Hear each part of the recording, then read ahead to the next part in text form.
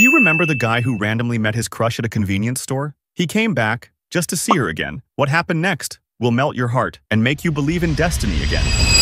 Ay, ikaw ulit. Matagal mo naman, bakit ngayon ka lang? Bakit? Tamis mo ba ako? Oo eh. Ano yan? Asado.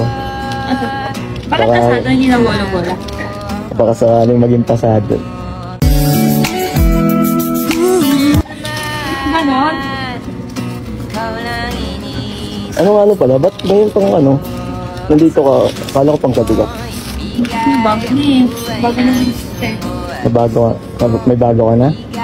Ay, Wala pa naman. wala pa naman. Wala pa naman. Malay mo, magkaroon, di ba? Ano oras out mo? 2? 10 ba?